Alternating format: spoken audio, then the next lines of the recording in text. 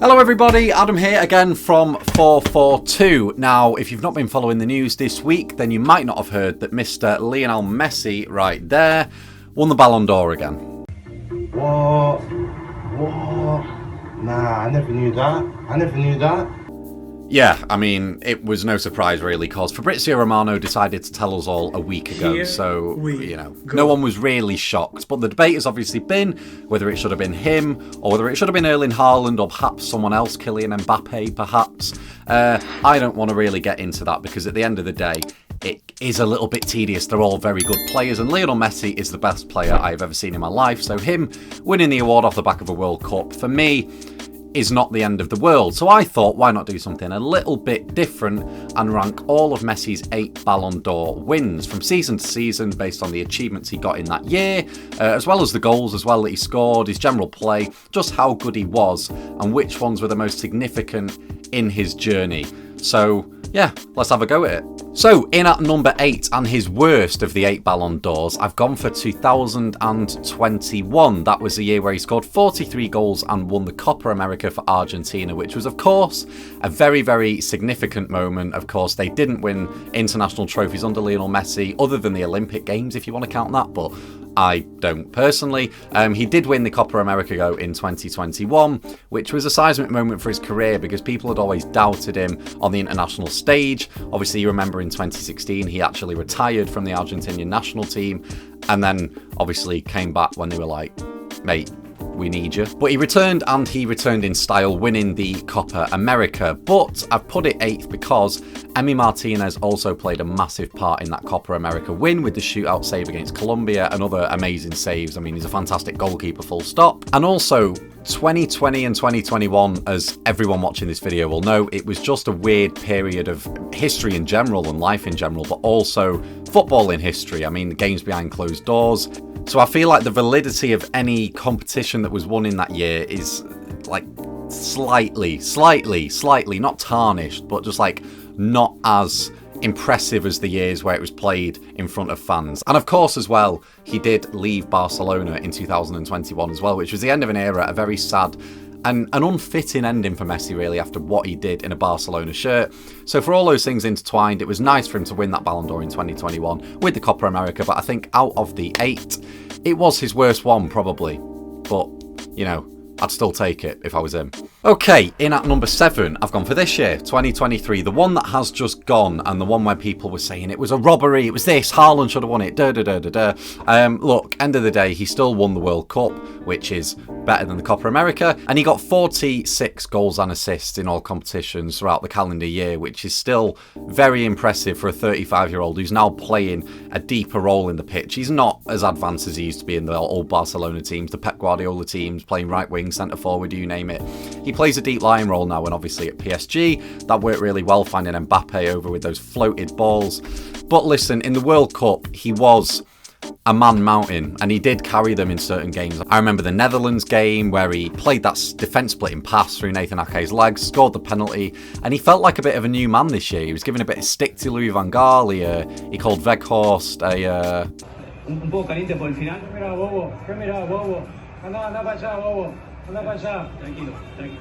Yeah, a bobo, which means a fool or an idiot, I believe, in English. But yeah, very unlike Messi when people used to characterise him as a quiet man. But regardless, a seismic year for him, and one that really capped off his career in the perfect fashion, really. It was a perfect ending for him.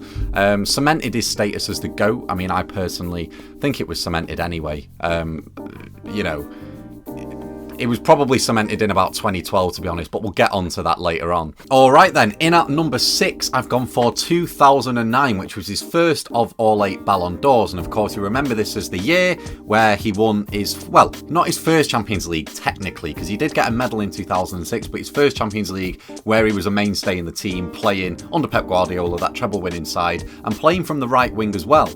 Aged just 21, he got 41 goals from right wing, right wing that season, which is ridiculous. You know, you think about the numbers that modern day wingers put up from wide positions, no one can really compete with him. And of course, 2009 was the year of that famous game in Rome against Manchester United, which really birthed the Messi and Ronaldo era, so that had so much significance for the next 10 years of football that it definitely ranks middle of the list, I would say. We know Ronaldo was going to move to Real Madrid anyway had Manchester United won that final, but listen, it set the precedent then. You had Ronaldo who won that Ballon d'Or in 08, then Messi in 09, and then we didn't see another winner until 10 years later with Luka Modric in 2018, which is just ridiculous.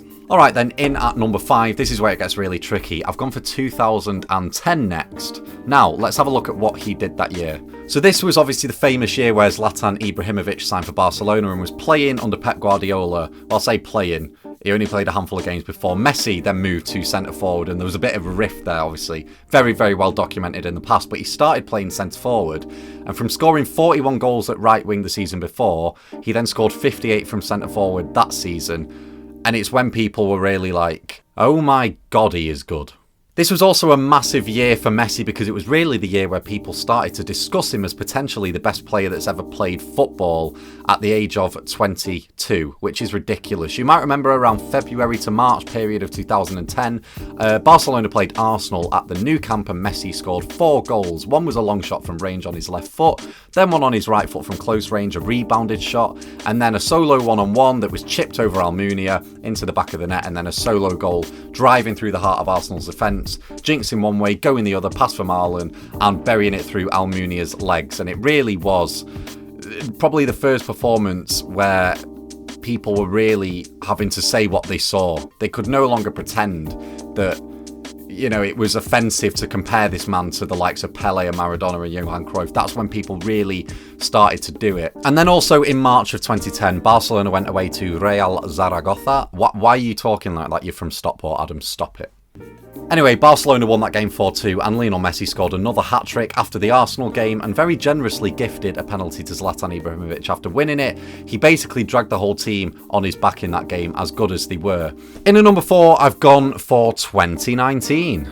A lot of people really like to say that he ghosted that second leg at Anfield in that year, but realistically, if you look at the chances that he created in that first half, passes to Philippe Coutinho, Luis Suarez, Jordi Alba, Barcelona really at least should have been level at half-time in the break. They should not have lost that game full stop with the chances that Messi provided them. Irrespective of that, there was also performances against Tottenham in the Champions League. There was the home leg against Liverpool with that free kick, you know the one.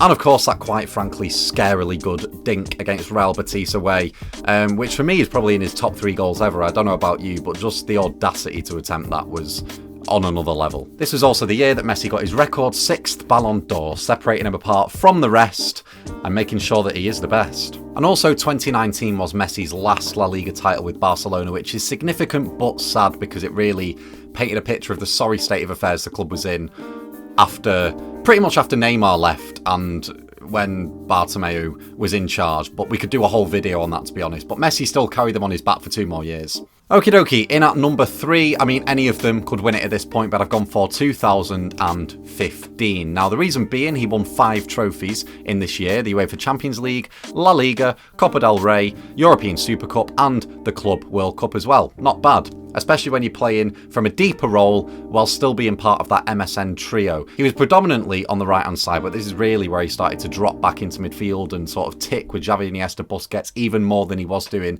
in that Pep Guardiola and Tata Martino system. So under Luis Enrique, he still hugged the touchline. You remember that very famous goal in the Copa del Rey final against Athletic Bilbao, which is probably his best goal ever, truth be told. 2015 also belonged to one of Messi's most iconic games. I'm sure you'll remember it, that home leg against Bayern Munich in the semi-final of the Champions League. He sort of just came to life, didn't he? There was not much going on in the game, a little bit of a stalemate. Both teams obviously playing fairly conservatively and not wanting to concede given the stakes of the game. And then he just did what he does. He came to life, jinxed inside, beat Neuer, and then decided to, I don't know how to put this politely, retire Jerome Boateng and then dink a prime Manuel Neuer on his weak foot. I mean, it doesn't get much better than that. So for the amount of iconic moments in this year, for the fact that he was part of that famous MSN trio, which was the best front three he was ever a part of, categorically, undisputably, it has to go in at number 3.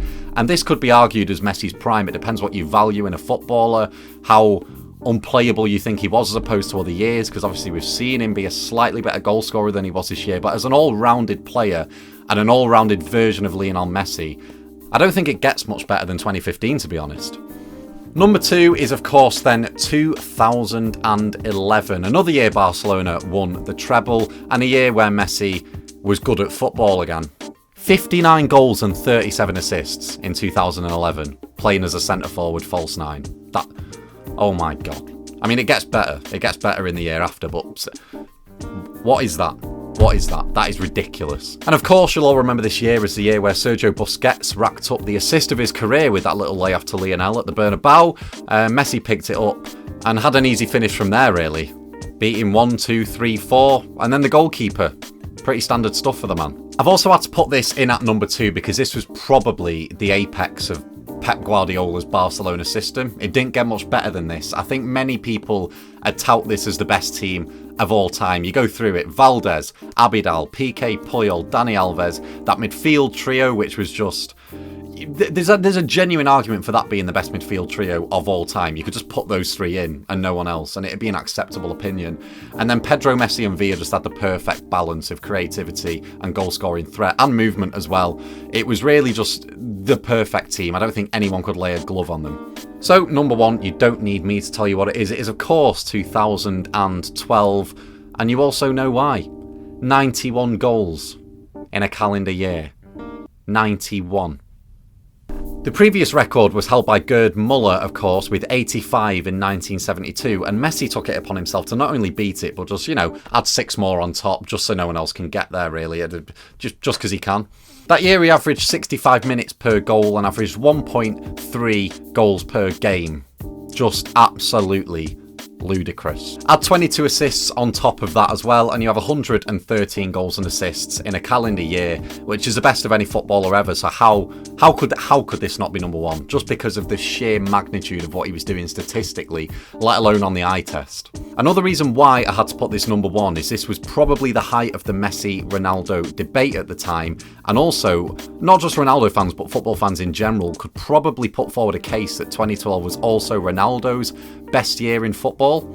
63 goals and 13 assists in 71 games is just inhuman in of itself, but the level Messi reached that year just made it insurmountable, and Ronaldo then was unable to win the Ballon d'Or that year in what was possibly his best year in the game. In that year he scored 9 hat-tricks, 2 of them being 4-goal games and 1 of them being that 5-goal game against Bayer Leverkusen alone. And the only real sort of thing you could hold against Messi in that 2012 year was that game at the Nou Camp against Chelsea, which I'm sure you remember, 2-0 up against 10 men, and somehow still lost the game. We all remember it. But I guess Messi had the last laugh because he did score more goals than Chelsea in that calendar year. So, basically, I had to put it number 1 because the numbers are just that ridiculous when compared to whole football clubs, other players at the top of their game. It really is just the definition of superhuman. Well, there we go. That was my attempt, I guess you could say, at ranking Lionel Messi's Ballon d'Ors from worst to best. Not sure worst is really the right word to use, truth be told, because they were all pretty good years. I certainly couldn't do it. But I felt like the video was necessary because this will be the man's last Ballon d'Or. And, just to pay a bit of homage to what has been a career like no other, really. I know he's not retired yet, so I'd just say one more thing. Enjoy it while you can. You can let me know which of the Ballon d'Or winning years you thought was the best in the comments below. Don't forget to subscribe, and I will see you very soon. Bye-bye.